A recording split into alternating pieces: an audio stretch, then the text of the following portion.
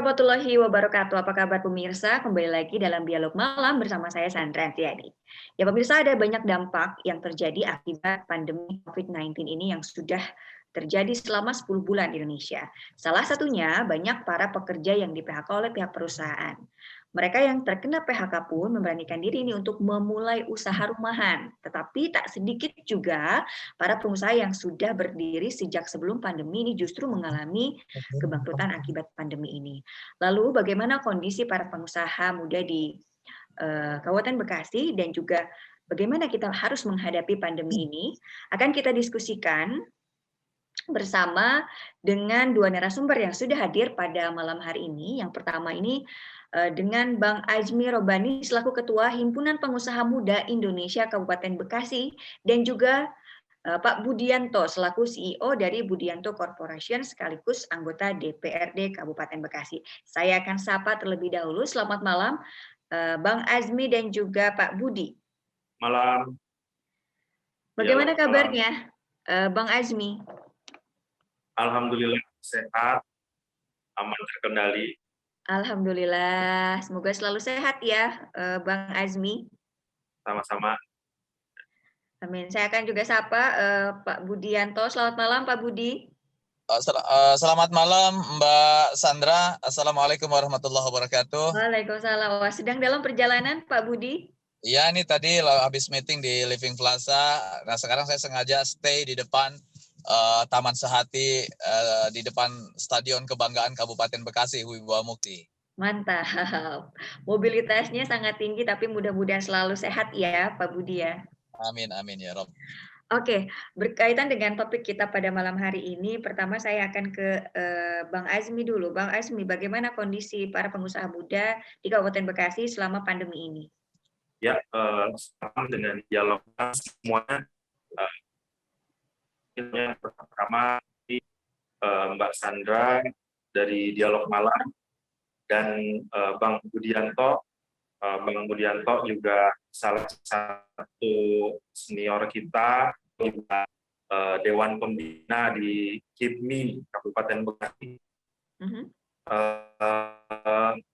Karena dengan kondisi pengusaha muda khususnya di Kabupaten Bekasi, saat ini kondisi kita, terutama di HIPMI, memang setelah sekian lama, hampir setahun kita menghadapi kondisi pandemi, kondisi ekonomi cukup menurun.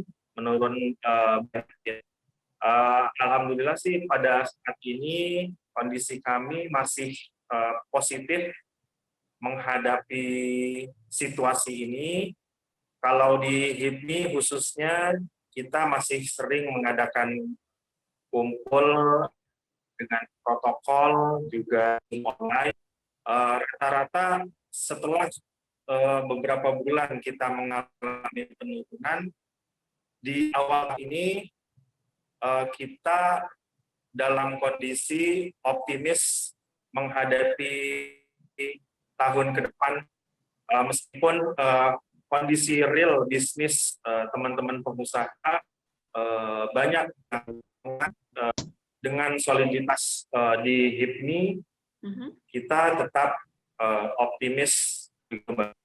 Jadi teman-teman pengusaha, teman-teman HIPMI masih berjuang bisa survive meskipun dalam keadaan yang sulit di masa-masa pandemi ini. Begitu ya Bang Azmi. Bang Azmi, tapi apakah selama pandemi ini justru banyak para pelaku UMKM baru yang bermunculan? Gimana nih di Kabupaten Bekasi sendiri, Bang Azmi? Jadi kondisi banyaknya UMKM yang bermunculan ini diakibatkan justru ini adalah bentuk dari adaptasi dari para pelaku usaha. Mereka melihat peluang-peluang yang baru, kemudian mereka merekayasa dan beradaptasi sehingga mereka menangkap peluang-peluang tersebut untuk dijadikan usaha mereka ke depan. Oke. Jadi ini untuk adaptif. Jadi itu bentuk Ya. reaksi dari para pengusaha baru ya, dalam melihat kesempatan yang ada selama masa pandemi ini. Saya ingin ke Pak Budi. Pak Budi, bagaimana menurut Anda banyaknya para pelaku UMKM baru yang justru bermunculan di masa pandemi ini? Jadi sebetulnya Mbak, kondisi apapun sebetulnya dunia usaha ini akan terus tumbuh dan berkembang dengan zaman dan tantangan yang berbeda. Oke. Ketika pandemi ini, memang menurut siklus itu ada beberapa jenis usaha yang memang akan mengalami penurunan, baik itu jangka pendek maupun jangka panjang. Kalau kita lihat, katakanlah mungkin mudah-mudahan ini jangka pendek sebetulnya. Amin. Misalnya kita melihat dari siklus yang pernah saya lihat dari potensi-potensi yang dikeluarkan oleh para pakar maupun ekonom-ekonom, akan ada beberapa jenis usaha yang mengalami betul-betul penurunan, tetapi juga ada yang konsisten, tetapi ada memang yang berpotensi naik. Salah satu yang mungkin mengalami penurunan kita lihat misalnya sektor pariwisata gitu kan, kemudian turunannya hotel gitu kan, restoran yang sifatnya siap saji,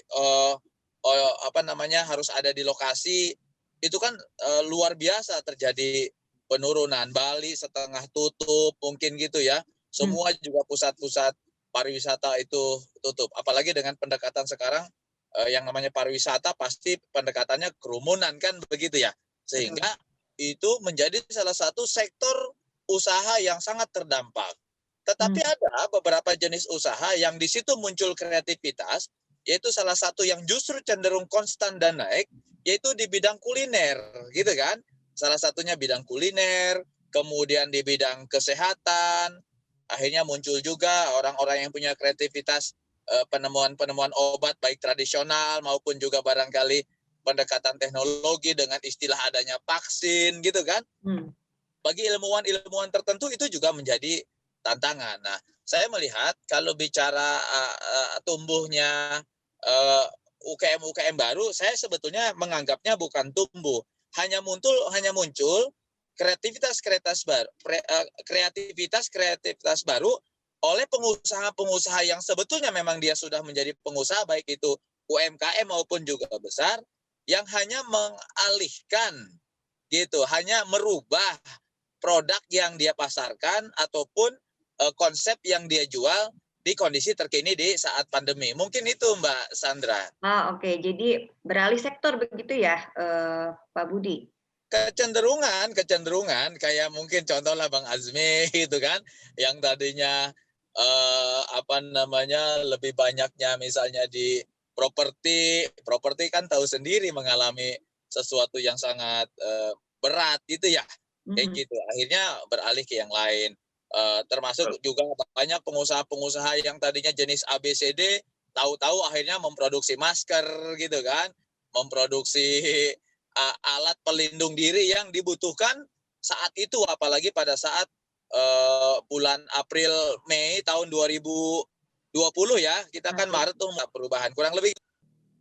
Oke, kalau begitu saya ingin ke Bang Azmi dulu. Bang Azmi, ini Anda seorang developer properti dan industri perikanan. Bagaimana kondisi bisnis Anda selama pandemi ini? Ya, tadi seperti disebutkan dengan Bang Budi, saya juga bergerak salah satunya di bidang properti. Bidang properti seperti kita ketahui merupakan salah satu lini bisnis yang terkena dampak cukup signifikan karena di saat pandemi ini menjadi turun sangat drastis. Tapi selain properti, saya juga jalani bisnis perikanan, yaitu ekspor ikan tuna yang lokasinya di Maluku. Itu juga meskipun awal pandemi juga mengalami penurunan karena seperti kita ketahui di beberapa negara penerima ekspor ikan tuna juga menjalani lockdown. Tapi setelah cukup renggang, kembali dibuka untuk ekspor alhamdulillah sih mulai sejak beberapa bulan sebelum akhir tahun kondisi ekspor untuk bisnis saya sih lumayan meningkat begitu. Jadi memang ternyata hikmah yang bisa diambil dengan kita menjalani beberapa bidang usaha, akhirnya kejadian di saat pandemi begini yang satu mengalami penurunan, alhamdulillah saya juga ada di bisnis kebutuhan ini kan seperti kita ketahui salah satu kebutuhan pokok gitu. Bisnis yang masih berpeluang baik di masa pandemi ini. Oke, kalau gitu saya mau ke Pak Budi dulu deh kalau gitu. Sambil menunggu Bang Azmi. Pak Budi, tapi menurut Anda sendiri apakah justru situasi atau kondisi pandemi seperti ini adalah menjadi satu peluang untuk membuka usaha baru? Jadi begini Mbak, kalau dari sisi pengusaha itu, setiap ada kesempitan itu harus yang dicari adalah kesempatan, kurang lebih kan begitu. Karena kalau kita berkutat dengan permasalahan-permasalahan itu kan menghabiskan energi untuk tumbuh dan berkembang kan begitu. Faktanya bahwa hari ini susah ini bukan hanya kita pengusaha, termasuk negara pun yang punya uang juga susah. Karena banyak batasan-batasan yang menjadi regulasi yang akhirnya membuat kita ini tidak berdaya. Dan tidak berdaya ini bukan bicara Indonesia, bukan hanya sektor pengusaha, tapi semua sektor dengan segala subsektornya. Jadi memang yang harus dilakukan agar memastikan bahwa kita tidak mundur ke belakang, minimal tetap pada posisi yang mungkin tidak bisa maju, tetapi kita masih bisa memberikan hidup dan kehidupan kepada orang-orang yang ada di sekitar kita. Dan itu memang juga terjadi di semuanya, gitu. Bahwa kemudian kita harus membangun kreativitas dengan strategi-strategi pendekatan jangka pendek maupun jangka panjang, itu sebetulnya tanpa ada COVID pun itu harus selalu kita lakukan. Cuman memang dengan adanya COVID ini kita harus ekstra dengan pendekatan-pendekatan regulasi yang sangat luar biasa ketat dan sifatnya berubah-ubah setiap waktu yang sangat cepat, gitu. Kita misalnya dari PSBB dengan adanya PPKM ya, pemberlakuan pembatasan kreativitas masyarakat, dengan adanya misalnya kebijakan cukup 25%. Itu kalau sudah cukup 25% dari biasa 100%, berarti kan semua sistem dengan subsistemnya hanya bergerak 1/4% gitu loh Pak. 1/4-nya gitu. Kalau sudah 1/4-nya mau pakai rumus apa saja, itu pasti semuanya mengalami penurunan. Gitu. Kemudian saya kemarin punten diwawancara oleh Pro 3 RRI. Bagaimana strategi pengusaha misalnya? Kalau menurut saya, punten ini bukan pertanyaan Mbak Sandra, tapi mungkin penguatan juga. Iya, oke. Pemerintah juga harus bijak juga bahwa kesehatan penting, tetapi ekonomi juga penting. Kenapa? Kalau memang negara ini bisa menggaransi hatta lockdown, tidak ada aktivitas bukan hanya 25%, katakanlah lockdown 100%, kalau memang negara ini bisa jamin kebutuhan sandang pangan, yang paling itu dulu aja, kebutuhan dasar primer, yes oke, kita lockdown, gitu kan. Tapi masalahnya ketika masyarakat ini di lockdown, ini bisa mati kelaparan tidak kemana-mana karena negara sendiri tidak hadir memberikan jaminan proteksi masalah hal-hal dasar saja misalnya begitu. Nah ini kan yang berat posisinya Mbak Sandra. Oke, jadi menurut Anda kebijakan yang tepat, yang cocok agar ekonomi dan pertolongan kesehatan ini berjalan secara seimbang itu seperti apa, Pak Budi? Saya kemarin sempat sampaikan dan barangkali ini juga tidak lebih dan tidak kurang saya sampaikan. Bahwa pemerintah dalam hal ini memang harus cermat mengamati secara komprehensif. Kita tidak bicara hanya murni pendekatan kesehatan, ya. Pendekatan ekonomi, ya. Sosial, politik juga, ya. Kita kalau hanya murni pendekatan kesehatan mengabaikan ekonomi, dengan jawaban saya tadi, kalau negara memang ini bisa membackup hal-hal dasar, clear, liburkan semua, gitu kan, putus mata rantai semuanya, tapi pastikan bahwa masyarakat Indonesia itu bisa makan, itu saja dulu, gitu. nggak usah bicara yang lain. Yang jadi masalah untuk makan aja kan tidak bisa garansi. Sedikit contoh Bekasi, mengalokasikan anggaran 1,3 triliun untuk penanganan COVID. Faktanya pemerintah daerah hanya 1 kali dengan 150.000 kakak yang bisa diberikan bantuan ataupun santunan sembako. Tetapi faktanya yang membutuhkan makan bukan 150.000 kakak, lebih dari itu, gitu. Nah, ketika masyarakat ini disuruh diam, mereka tidak dapat makan dan akhirnya harus mencari makan, maka kondisi-kondisi jalan tengah harus dilakukan. Apa jalan tengahnya?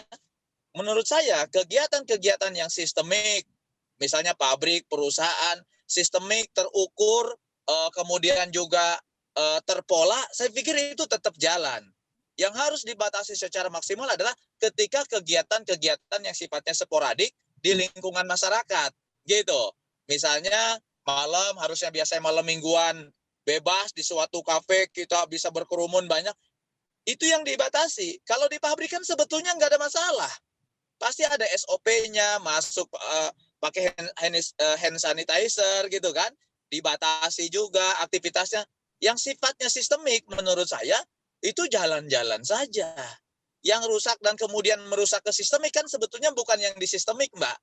Gitu. Tetapi yang di lingkungan masyarakat yang kemudian teridentifikasi baik OTG maupun positif secara reaktif, itu yang kemudian membawa ke lingkungan-lingkungan sistemik, lingkungan-lingkungan yang teratur, lingkungan-lingkungan yang terkondisikan.